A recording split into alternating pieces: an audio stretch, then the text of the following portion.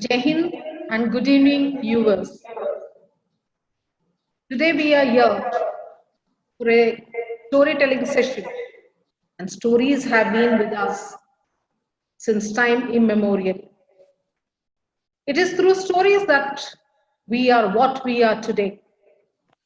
Our ideology, our culture, and our community. Stories have been narrated to us by our elders through generations, and we have all grown hearing those stories. So today we have an story narrator par excellence who's based out of Bangalore, Ms. Tanuja Gururaj, who will take us to a world of storytelling which will captivate us, bind us into a wonder, and also it will take our children to a world of fantasy, into amazement and awe. But it will certainly enthrall all of us. So I welcome Ms. Tanuja Gururaj for the storytelling session. And over to you, ma'am. Let us now get into a world of amazement and wonder with you, a storyteller par excellence. Over to you, ma'am. Yeah. So, hello everyone. Yeah. Thank you all so much for eagerly waiting for the story session. I hope all of you are safe. So the first story that I will be narrating today is called The Sun's Handkerchief, and it is written by Tarun Cherian. Just like small kids, the sun also can be naughty at times, you see. So one day when it was raining, the sun decided to go for a walk. So when he stepped out of the house, he saw there were pools of water everywhere. There were small puddles. So what did he do? Just like small kids, you see. He went splash, and then splash, and then splash. And then what happened? He was not even wearing shoes. So his dress was dirty. His dress had become very wet. But did he stop with that? He decided, oh no, I'm enjoying myself. So I have to go further. I need to see how much more I can enjoy in this rain. So he went up the mountains, went up the hills, walked down. And then what happened? He realized, oh my God, oh, I think I'm catching a cold. And then suddenly he was shivering. Oh my God, I shouldn't have gone in the rain. And then after some time, what happened? Ush! And he was sneezing and sneezing so loudly. And poor Mother Nature, she felt very sorry for him. Because what happened with all the sneezes, every time he sneezed, there was loud thunder. And you should have seen how red his nose became. So can you see here? The poor sun with the red nose. That was so sad. So Mother Nature decided she had to help him. So then what to do? She went and called Sister Flora. She said, you see, the sun is having a very bad cold. So can you please help him? Can you do something? So then Sister Flora said, don't worry. I will give him some medicine and he will be All right, in no time. So what did she do? She took some warm water, she added honey to it, and then she added some tulsi leaves, and then some ginger, and she gave it to Mother Earth, saying, now please give this to the sun, and I'm sure he will be fine after he drinks this. So Mother Nature went and gave it to sun to drink. So the sun drank it, and then he fell off asleep. But what did Sister Flora do? She decided that she had to stitch a handkerchief for him. So what did she do? What did she collect to stitch the handkerchief? She took the violet from the violet flowers. And then she took the indigo from the midnight sun. And she took the blue from the morning sun. From the morning sky. And then she took the green from the grass. And then the yellow from the bees. And then orange from the sunsets. And then the red color from the berries. So what did she do? She sat and she stitched all of them together. And then she stitched a nice little handkerchief for the sun. So the next morning, when the sun got up, he realized that there was a handkerchief above him. And he was surprised. Oh, who has given this handkerchief? And then what happened? There was this little girl who was sitting inside the house because it was raining. And once the rain stopped, she came outside. And then she saw there was a lovely little rainbow in the sky. She said, Mommy, come here. Come and see the rainbow. But then we all know it, isn't it? Was it the rainbow? No, it was the sun's handkerchief. You want to see the handkerchief again? Yeah, so this is how the handkerchief looked. Isn't it shining and nice and bright? Oh, okay, thank you. So now, can we move on to the next story? Is everyone eagerly waiting to listen to the next story? Oh, yes, we all are. Thank you. I hope you enjoyed the first one. Certainly, I'm sure it has captivated all the children and adults put together. Oh, thank you. Thank you. Okay, so let me move on to the next story. Now, this is called The Wedding Clothes by Asha Nahemaya. There's this person called Gol Matol Ram. He was really huge and round and so tall. You've seen coconut trees, right? He was taller than the coconut tree. And you know sometimes how big the banyan trees can be? He was bigger and fatter than the banyan tree. What did he do? He used to work in the palace, the king's palace. So every time he had to get into the palace, he had to walk in sideways, because otherwise he could not enter. So he had to walk into the palace sideways. After he went inside, his duty was to clean all the lamps.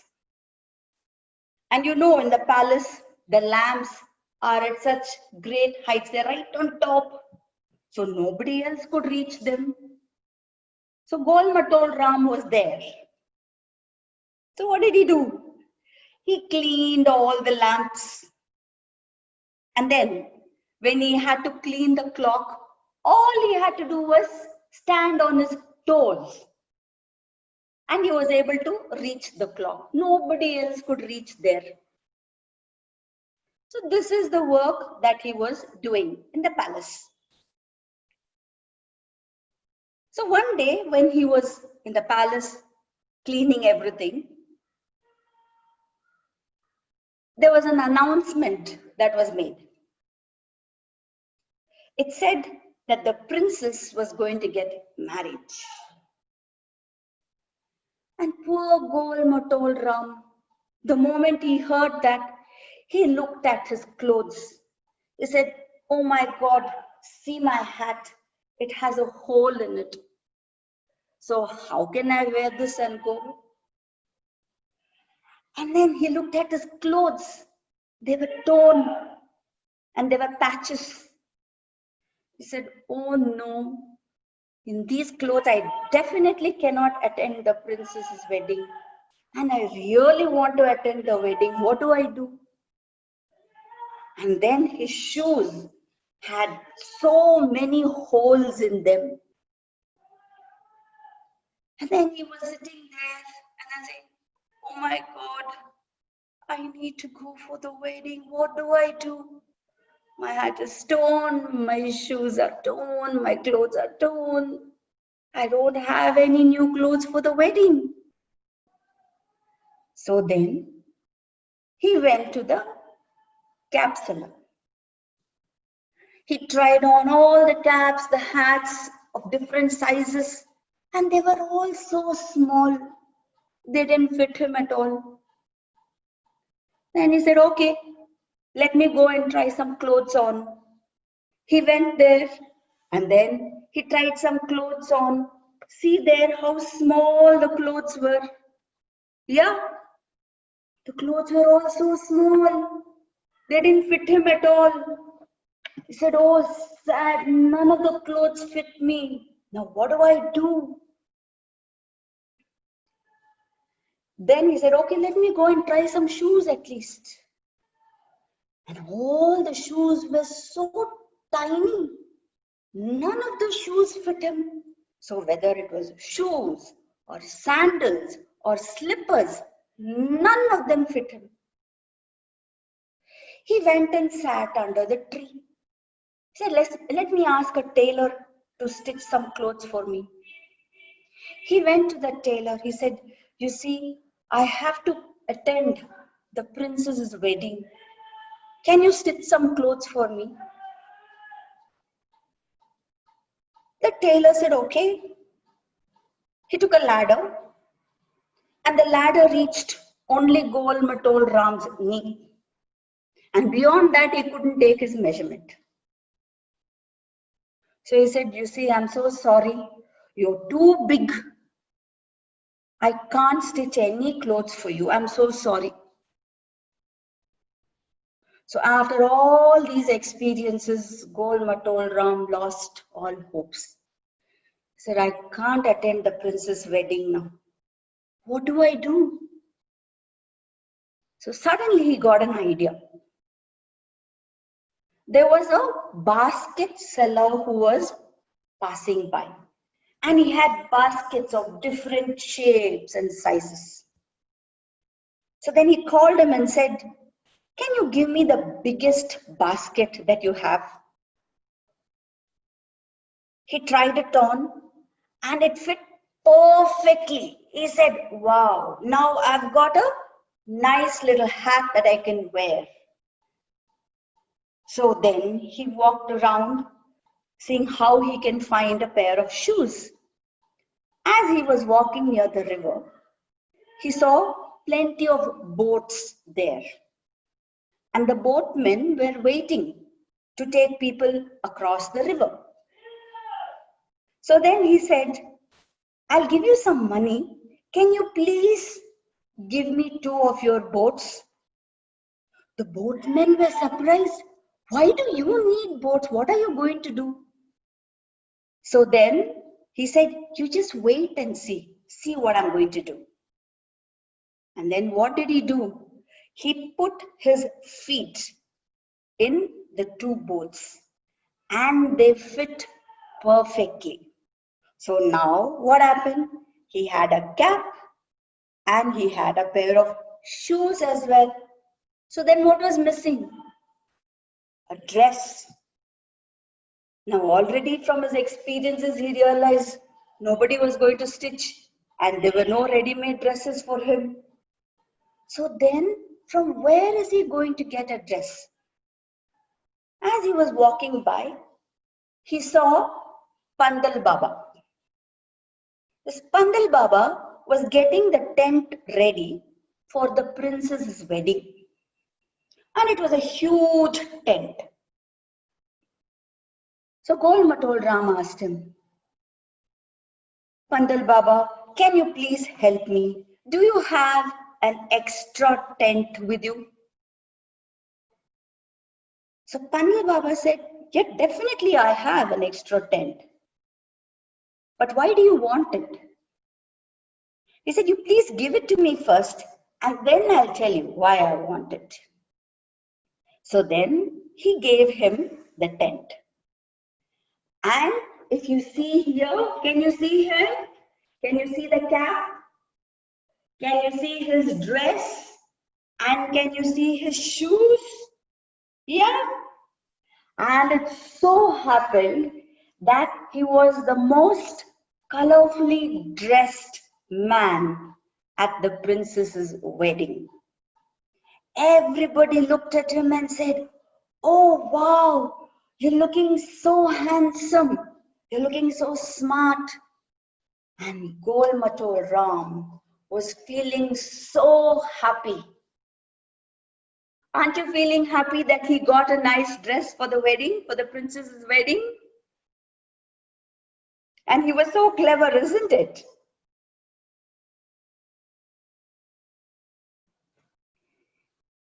Yeah? Okay. So now I'll move on to the third story. Okay? It's called Hippo and the Lost Chick. Yeah. So in this story, you have Hippo, that is hippopotamus, right? So his name is Hippo. And then you have an elephant. Ooh. Right? So you've all seen an elephant, isn't it? Yeah. And then a teddy bear. Yeah. So the teddy bear also was nice and big and round. So the three of them decided that they wanted to play. So now they said, Hippo, Hippo, come on, let's all play a game. So then, yeah. And then the teddy bear said, okay, come on, let's all play.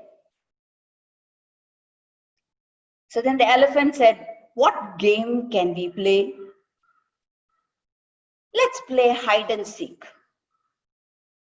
So just as the three of them were deciding what game to play, there was a little chick that came running towards them. What are you playing? I also want to play with you. But then they said, you're too small. We can't even see you. No, I want to play. I want to play. Just like you all do, right? Yeah? All the kiddos? Yes or no? I want something. I want chocolate. So like that, this little chick also was a little stubborn. No, I also want to play with you. So then they said, okay, fine. So then the elephant said, okay, I will count 1 to 20.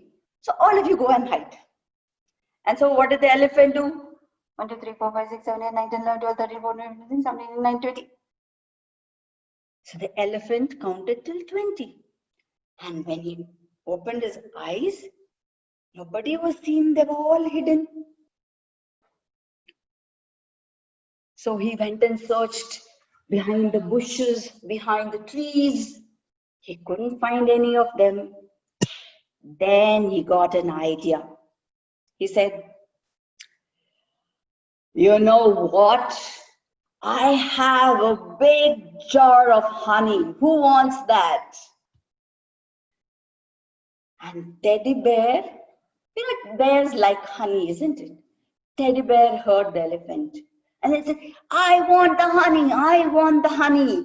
And then he came out of his hiding spot. You see, he was hiding behind the bushes. But the temptation of the honey was too much for him. So he came running out of the bushes. And then they looked for the hippo. The hippo couldn't be found. So then again the elephant decided, okay, let me see. I will bring him out from wherever he's hiding. So he told the bear, teddy bear, come on, come on. You know what? I have a huge jar of cookies. Let's finish it before hippo comes. And then what happened? The hippo could not withstand it. He said, no, I also want. Give me, I'm coming out of the water. Because he was hiding in the water. So he came out of the water.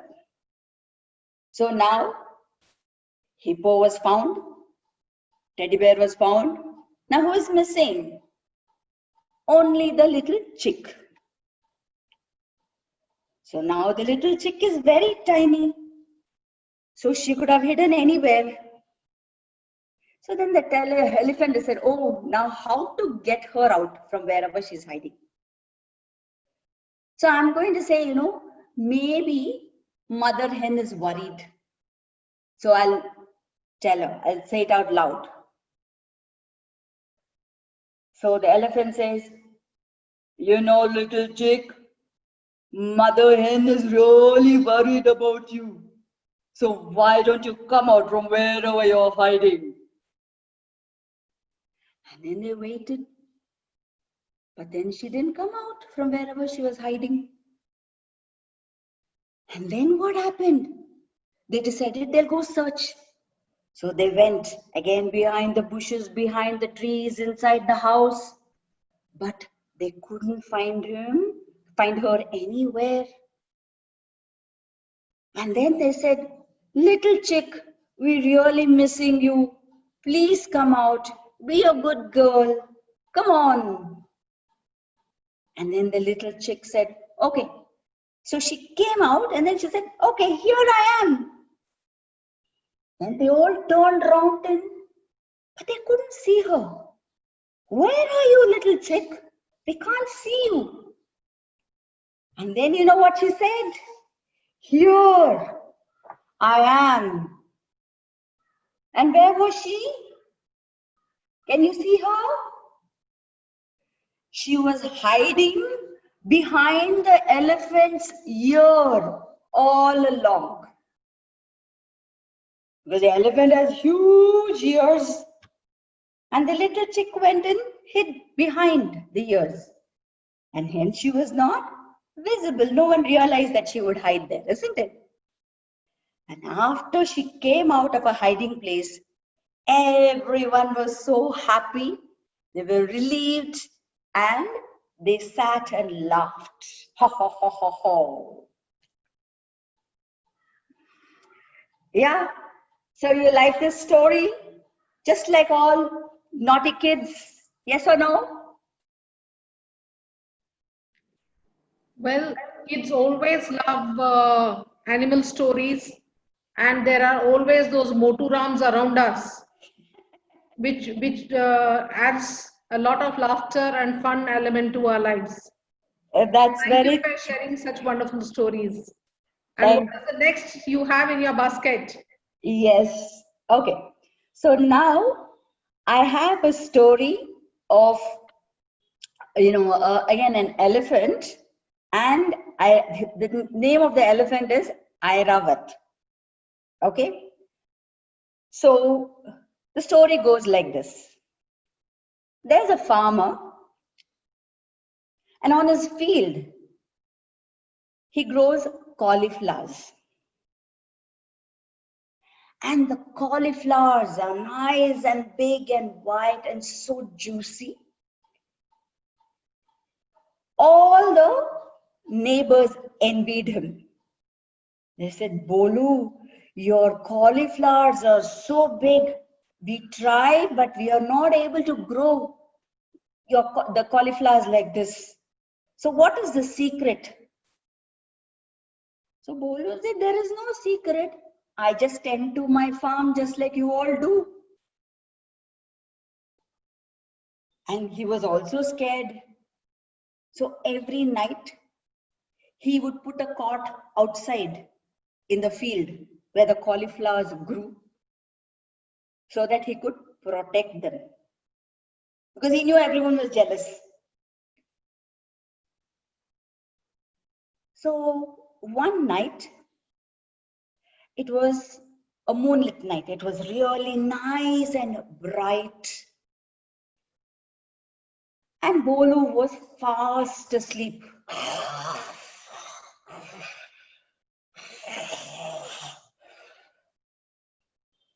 Suddenly, he heard a sound.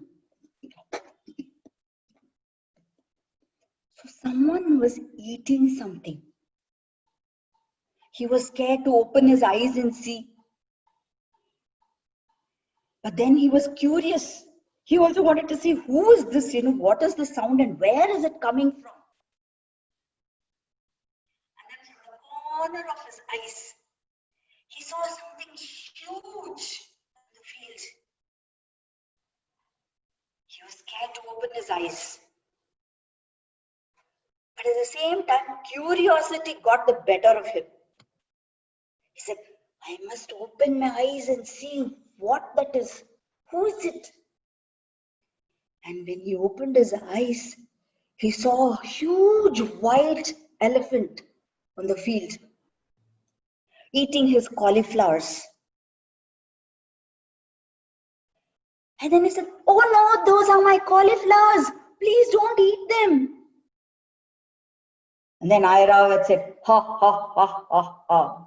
Every day I have been coming and eating your cauliflowers and you didn't even realize that. And then Boluram said, oh my God, you've been eating every day? That's not fair, please. Those are my cauliflowers. I just love my cauliflowers. And then Airavath, that is the elephant, he said, don't worry. I will treat you to something. You just hold my tail and I will take you somewhere and I'll give you something special. So at first, Bolu was confused. He said, what is this? Where is he going to take me? He said, anyway, he said he's going to take me somewhere and give me something special. So it doesn't matter, I'll try. So what did he do? He held on to Airavath's tail. And he went flying and flying and flying. And after some time, he reached a gate that was golden in color. And then Airavath opened the gate and he went inside. And he saw everything made of precious stones and gold and silver. He saw rooms and buildings. Oh my God. And he saw furniture made of precious stones. Lot of gold and silver everywhere. It almost blinded his eyes. He said, where have I come? What am I seeing? And then he asked Airavath, where have you brought me? Airavath said, yeah, I've brought you to heaven. But wait, I'm taking you to somewhere special. Just wait. Don't ask any questions. And then he took him to the kitchen. He went inside the kitchen and he saw huge vessels, again made of gold and silver, and it had precious stones stuck around them. And he peeped inside. Oh my God, what did it contain? Seviya Kheer, Vermicelli Kheer. And all the vessels were full of them. And his mouth was watering. And he could smell the ghee. He could see the dry fruits on it. Cashews and almonds and pistachios and raisins. Oh my God. And it was so tempting, so tempting. And he wanted to eat all of it. Obviously, he couldn't. So then Airavath said, come on, eat how much ever you can, because we need to go down again. So then Bolu sat there and had bowls and bowls of kheer. Enjoying every mouthful of it. And after some time he realized, I can't take any more. My stomach is feeling so full. And then Airavath said, come on, we have to go back. So then he said, yeah, come on. Now all I can do is go back and sleep. So Airavath brought him down and left him on his field. And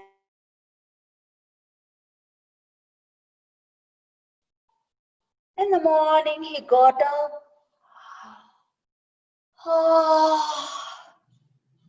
And then suddenly he said, something happened at night. What happened? Where did I go? He went and saw all the cauliflowers were there. He said, did I dream? And he went quickly to his wife. Kushbu, Kushbu, Kushbu, come here. Sorry. She said, what happened? What happened? Why are you calling me? He said, you know, I think I had a dream at night. She said, what was the dream? I said, I think I went to heaven. And there I saw huge vessels made of gold and silver containing so much of kheer, vermicelli kheer. And then he said, now don't tell anyone, okay? Kushbu, she loved to gossip, you see. Yeah. So then she went and called her neighbor and said, come here, come here, come here. You know, I have something to tell you. My husband had a dream that he went to heaven and he had kheer. Is it really possible for someone to go to heaven and then have something and come back down to earth? They couldn't believe. But at the same time, they said, yeah, maybe it is possible.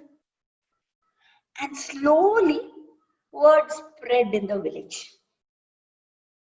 So now everyone was, oh my God, kheer, let's all have kheer. Come on, come on. I also want, I also want, I also want. Then what happened? Everyone started stitching bags. So they started stitching pockets in their dresses and they started stitching bags because everyone wanted to go to heaven and have the kheer. Now, actually, Bolu was not really aware of what was happening. He could see, people whispering to each other. Maybe he heard a little bit, like kheer and then heaven.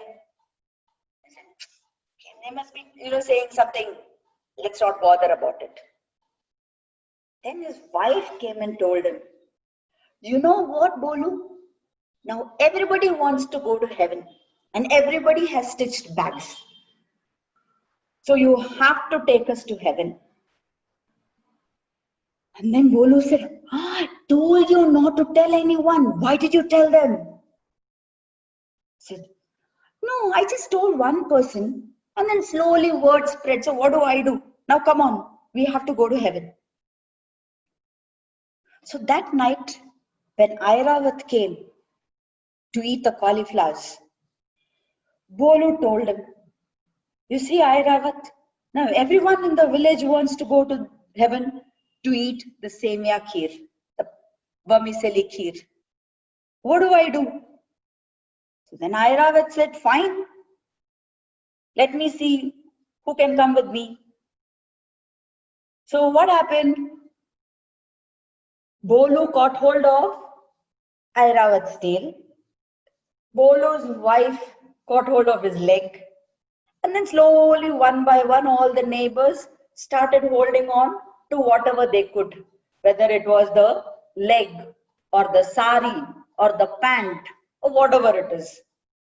So it became a long chain of people. And Airavath was flying. And you know what happened? The lady who was there right at the bottom, she was very, very curious. She's always asking questions, bothering all the neighbors all the time. Oh, what happened? How many people came? What did they do? So she's always very inquisitive. Now she was very curious. She wanted to know how big was the vessel that contained the kheer. So she asked the person above her. And that person asked the person above, that person. So everyone started asking the person above. And finally, the question came to Bolu, because he was the one right on top. And he was the one who was holding on to the tail, isn't it? So finally, the question came to him. You know what, Bolu? They're asking how big was the vessel in heaven, which contained the kheer, which contained the paisam, which contained the Seviya Kheer. Come on, tell me. Bolu said, now please, I can't leave my hands. If I leave my hands, everyone will fall. So I can't leave. But that the lady at the bottom, she just did not let go. She said, no, I have to ask. I need to know. The main reason is she had a lot of bags. So she was particular that all the bags should be filled with the kheer. And she didn't want to lose out. So then what happened? The question again passed on to Bolu. He said, she wants to know, please tell her, otherwise she's taking her life out. So can you please tell how big the vessels are that contain the kheer? And you know what Bolu did? He was holding the, oh yeah, sorry, yeah, this is the chain. I forgot to show you. You see, can you see? You can see the vessel here, and you can see the long chain with Bolu with the bag, and Airavath there going up. And this is the golden gate of the heaven. Yeah. And what happened? Bolu had to show how big the vessels were. So what did he do? He left his hand, both his hands. And the moment he left his hands, he started falling. And everyone started falling, one after the other. Finally, it was only Airavath who went back to heaven. All the others fell back to the earth with a thud. Ah, oh, oh. So what happened? Everyone's dream was shattered. Isn't it? That was really sad, isn't it? Yes or no? Yes.